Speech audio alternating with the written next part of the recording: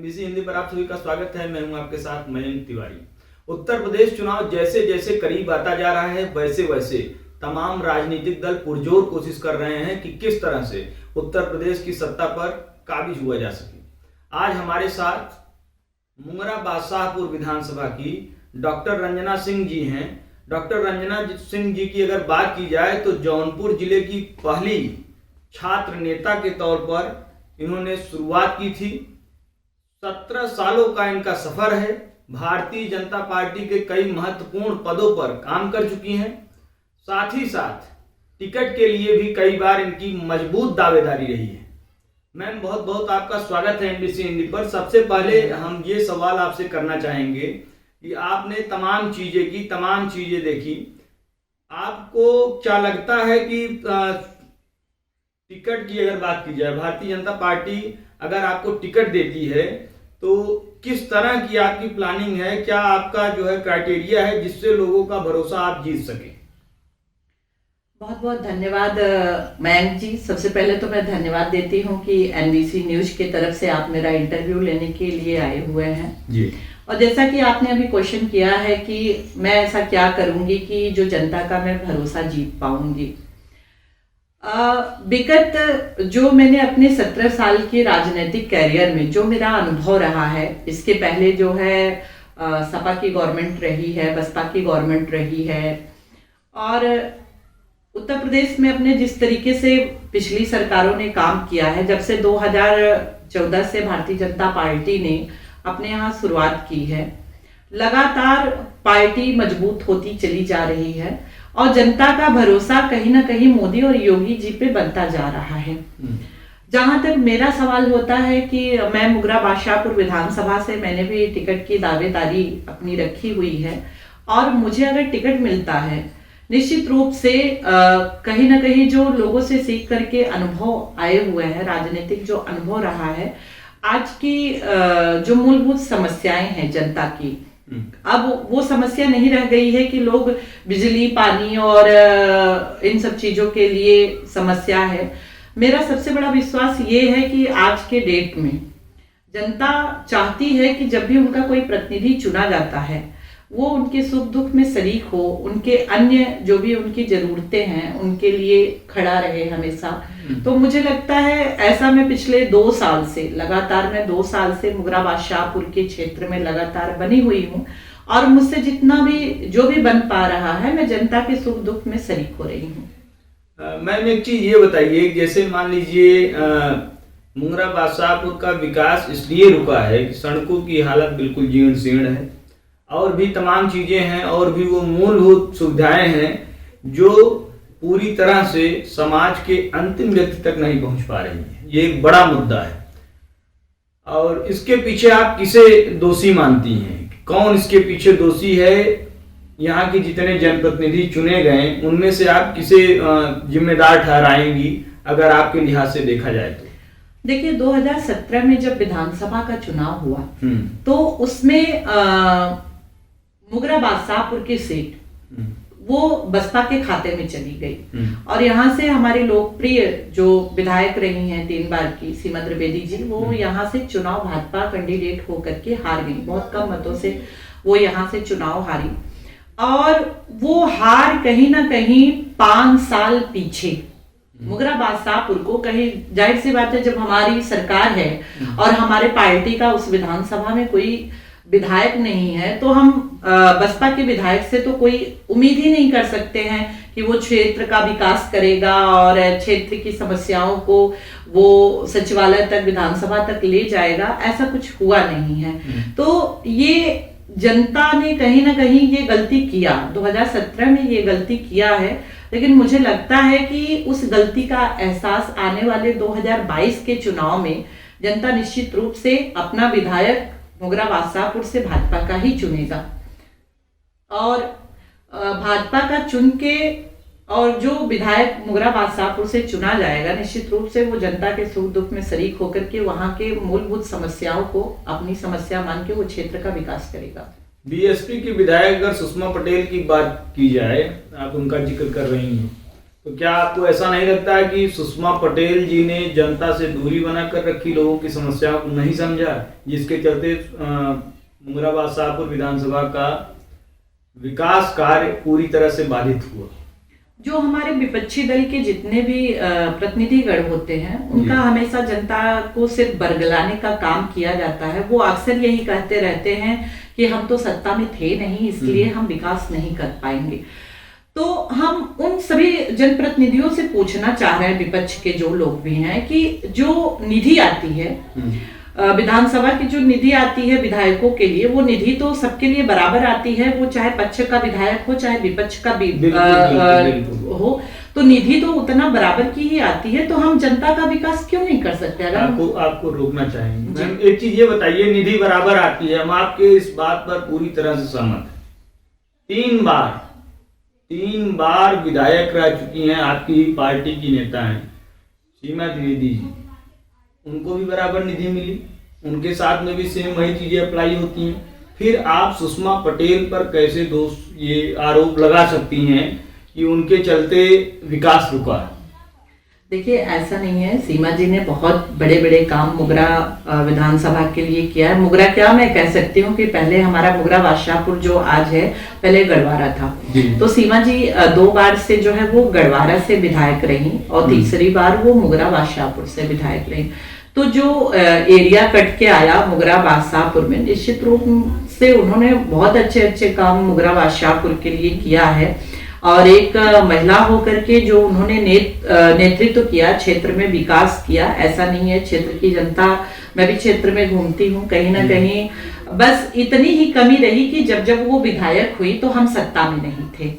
जब यही सेम चीज सुषमा पटेल जी के साथ है। जी, हम सत्ता में नहीं थे, लेकिन उसके बावजूद भी सीमा जी की जो ऊपर तक पकड़ थी, उसके बावजूद भी उन्होंने विकास किया है। ऐसा नहीं था कि सीमा जी ने काम नहीं किया है।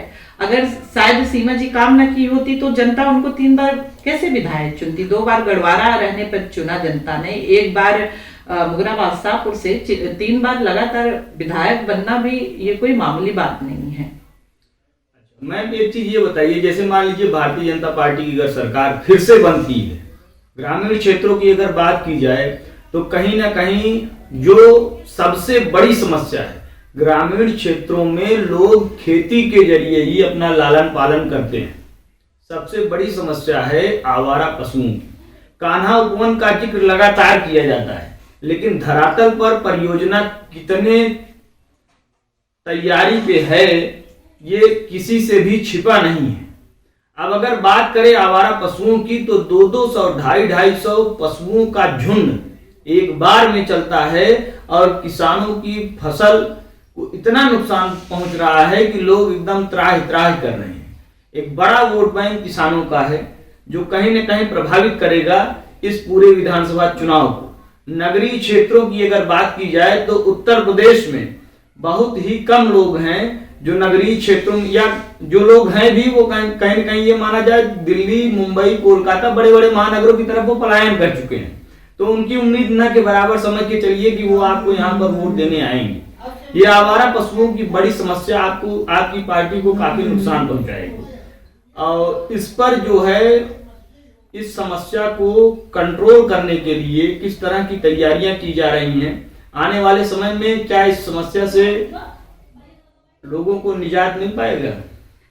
दरअसल हमारे जो योगी जी हैं, मुख्यमंत्री जी, उन्होंने निश्चित रूप से अपने तरफ से पूरी कोशिश की है कि गांव-गांव में जितना भी हो सके वो पशुओं के रहने के लिए गोदाम बनवा रहे हैं ताकि उनका भरण पालन पोषण किया जाए। वहाँ समुचित व्यवस्थाएं किया जा रहा है और जिम्मेदार व्यक्तियों के द्वारा इस पे पूरा विचार किया जा रहा है। लेकिन जहां तक बात है कि नुकसान की, निश्चित रूप से किसान हैं, मेहनत कर रहे हैं रात दिन, और जब कुछ फसल नुकसान होता है तो पीड़ा तो होती ही है, क्योंकि हम सभी किसान परिवार से ही जुड़े हुए हैं। एक चीज मैं ये भी कहना चाहूंगी कि जो ये गलतियां हो भी रही है, जैसे जब गाय दूध देती है तो हमें तो बहुत अच्छा लगता है, हम तब तक उसको अपने घरों में रखते हैं, लेकिन जैसे ही दूध बंद हो जाता है या बछड़ा आ जाता है तो छोड़ने वाले तो कहीं ना कहीं हम ही आप हैं। इसको हम ही बाहर छोड़ देते हैं। और कोई भी छोड़ रहा है मैम, वो बात की बात है, कोई भी छोड़ रहा है, क्या चीजें हैं कैसे चीजें हैं वो बात की बात है। कान्हा कौन वो, अगर उसकी अगर समुचित व्यवस्था होती, लोग यहाँ सर जो बछड़े हैं या जो यूजलेस हैं उनको वहाँ पर ले जाते हैं, उनका लालन पालन करते हैं। उस तरह की व्यवस्था जो जब धरातल पर उतरनी चाहिए थी वो तो उतर नहीं सकी, तो कैसे माना जाए कि कान्हा कौन पूरी तरह से परफेक्टली काम कर रहा है? नहीं, काम तो कर रहा है। सबसे बड़ी समस्या यही आ रही है कि लोग वहां तक पहुंचना नहीं चाह रहे। लोग कभी जंगलों में छोड़ देते हैं, कभी नदियों पे जा करके छोड़ देते हैं अपने पशुओं को। वो कान्हा उपवन तक ऐसे आप जाइए कभी, देखिए वहां पता नहीं ऐसे अनेकों पशु हैं जो कि रखे गए हैं, जिनकी सेवा हो रही है, जिनके भरण पोषण की समुचित व्यवस्थाएं की गई है। भूसा, दाना, पानी जो भी दिया जाता है जानवरों को, वो समुचित व्यवस्था है। लेकिन कहीं ना कहीं लोग वहां तक पहुंचना नहीं चाह रहे हैं। हो सकता है लोगों को ऐसे ही आराम मिल जाता होगा कि कहीं जंगल झाड़ी में ही छोड़ आते हैं। जी। अगर मान लीजिए इस पूरे चुनाव में आपको ऐसी कौन सी खास वजह नजर आ रही है जिसके चलते भारतीय जनता पार्टी ये चुनाव क्लियर कर ले जाएगी? आपको वो खास, सबसे खास वजह ऐसा क्या समझ में आता है कि जिसके चलते भारतीय जनता पार्टी उत्तर प्रदेश विधानसभा चुनाव 2022 क्लियर कर ले जाएगी? देखिए, सबसे पहली जनता का विश्वास। 5 साल, 4.5 साल का जो अभी तक योगी सरकार का काम रहा है, निश्चित रूप से काबिले तारीफ रहा है। जिस तरीके से योगी सरकार ने अपने सारे मुद्दों पर जनता के हित में काम किया है, चाहे वो किसान निधि रही हो, चाहे जो है कोरोना काल में समुचित दवाओं की व्यवस्था रही हो, चाहे रैन बसेरा रहा हो, चाहे महिलाओं के लिए रहा हो, चाहे युवाओं के लिए रहा हो।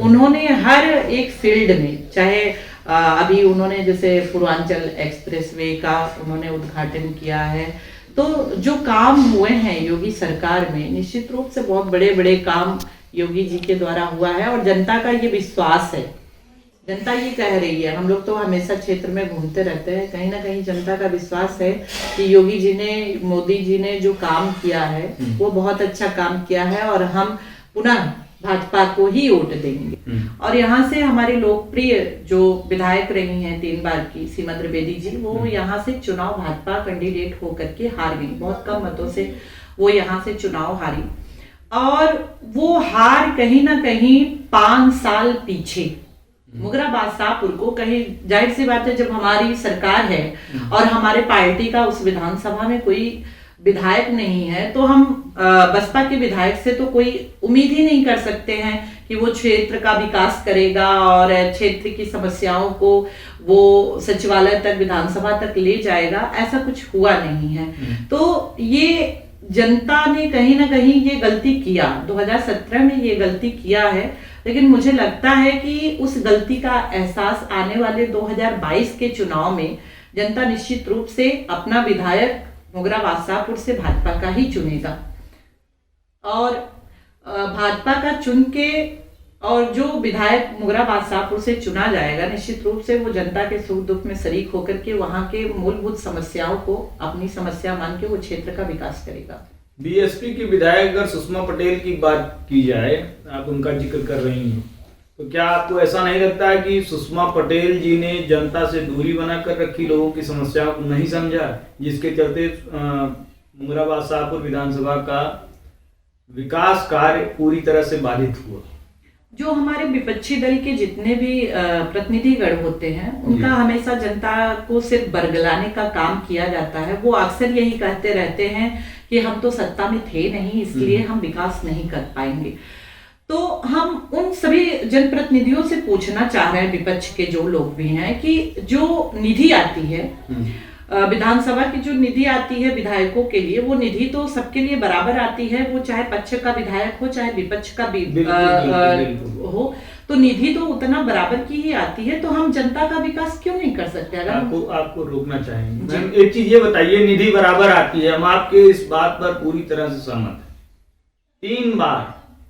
3 बार विधायक रह चुकी हैं, आपकी ही पार्टी की नेता हैं सीमा द्विवेदी जी, उनको भी बराबर निधि मिली, उनके साथ में भी सेम वही चीजें अप्लाई होती हैं। फिर आप सुषमा पटेल पर कैसे दोष, ये आरोप लगा सकती हैं कि उनके चलते विकास रुका? देखिए, ऐसा नहीं है। सीमा जी ने बहुत बड़े बड़े काम मुगरा विधानसभा के लिए किया है। मुगरा क्या, मैं कह सकती हूँ कि पहले हमारा मुगरा बादशाहपुर जो आज है, पहले गढ़वारा था। तो सीमा जी 2 बार से जो है वो गढ़वारा से विधायक रही और तीसरी बार वो मुगरा बादशाहपुर से विधायक रही। तो जो एरिया कट के आया मुगरा बादशाहपुर में, निश्चित रूप से उन्होंने बहुत अच्छे अच्छे काम मुगरा बादशाहपुर के लिए किया है। और एक महिला होकर के जो उन्होंने नेतृत्व किया, क्षेत्र में विकास किया, ऐसा नहीं है। क्षेत्र की जनता, मैं भी क्षेत्र में घूमती हूँ, कहीं ना कहीं बस इतनी ही कमी रही कि जब जब वो विधायक हुई तो हम सत्ता में नहीं थे। जब यही सेम चीज सुषमा पटेल जी के साथ है। जी, हम सत्ता में नहीं थे, लेकिन उसके बावजूद भी सीमा जी की जो ऊपर तक पकड़ थी, उसके बावजूद भी उन्होंने विकास किया है। ऐसा नहीं था कि सीमा जी ने काम नहीं किया है। बाहरी अदर पार्टी से कोई व्यक्ति आता है और चुनाव लड़के अपनी दावेदारी पेश करके आ जाता है। ये चीज आप कर रही हैं, ये चीज हमारे साथ में होती तो हमको तो कष्ट होता। हमको तो अगर थोड़ा सा भी वो होता है तो हमें बहुत कष्ट होता है, क्योंकि हम अगर मेहनत करते हैं और हमें उसका परिणाम नहीं मिलता है तो निश्चित तौर पर बहुत कष्ट होता है। तो मेहनत हम इसीलिए करते हैं और जमकर मेहनत की जाती है कि हमको समय पर इसका पूरा सही परिणाम मिलेगा। और वो समय का मतलब ये थोड़ी है कि हम उसके लिए एक लंबा समय, पता नहीं तब तक हम किस कंडीशन में रहेंगे, क्या कुछ होगी, परिस्थितियां बदल जाती हैं और बहुत सारी चीजें होती हैं। तो वो तो बहुत बहुत दूर का आप सोच रही हैं। थोड़ा सा आपको ऐसा कुछ लगता नहीं है कि मतलब कहीं न कहीं पार्टी थोड़ा सा भेदभाव कर रही है? कुछ नहीं, मुझे बस इतना पता है, ईश्वर के घर देर है अंधेर नहीं है। Be positive think. हम हमेशा जो है सकारात्मक सोचते हैं और निश्चित रूप से पार्टी को अगर लगता है, कभी कभी राजनीति में भाग्य का भी बहुत बड़ा रोल होता है। जब तक उस भाग्य की कड़ी आपके जीवन से नहीं जुड़ती है, कभी कभी क्या होता है कि बनी बनाई थाली सामने आई हुई और छिन जाती है, हम भोजन नहीं कर पाते हैं जी। तो हम अपने जीवन में कई उतार चढ़ाव को देखते हैं। तो हो सकता है वो उतार चढ़ाव मेरे भी जीवन में हो रहा है। मैं मेहनत कर रही हूँ, मुझे इतना पूर्ण विश्वास है कि मेरी पार्टी मुझे जरूर समझेगी। और ऐसा नहीं है, पार्टी ने कई पदों पे मुझे नवाजा है। आज पार्टी की वजह से मेरी एक पहचान बनी हुई है। आज मैं राष्ट्रीय स्तर की मेरी पहचान बनी है, तो भारतीय जनता पार्टी की ही देन है। अगर मुझे टिकट नहीं मिला तो कहीं ना कहीं पार्टी ने मुझे बड़े पदों पे नवाजा है। मैम, एक चीज और है, हमने ग्रामीण क्षेत्रों में राजनीति का जो प्रमुख स्थान है, चाय की गुमटी, जहाँ पर सुबह होते ही लगभग 20, 25, 50 लोग इकट्ठा होते हैं और वहाँ पर न्यूज़पेपर आता है, लोग वहाँ पर खबर पढ़ते हैं और उसके बाद तमाम तरह की चर्चा होती है। मैंने सर्वेक्षण किया है मुगरा बादशाहपुर विधानसभा में, कई जगहों पर मैं गया तो वहाँ पर 90% लोगों का ये मानना है कि अगर रंजना सिंह जी को मुगरा बादशाहपुर विधानसभा से टिकट मिलता है तो हम बीजेपी को वोट देंगे। लोगों पर इतना भरोसा आपने कैसे हासिल किया? देखिए, मैं काम कर रही हूँ 2 सालों से लगातार मैं क्षेत्र में बनी हुई हूँ। लोगों के दुख सुख में शरीक होती हूँ।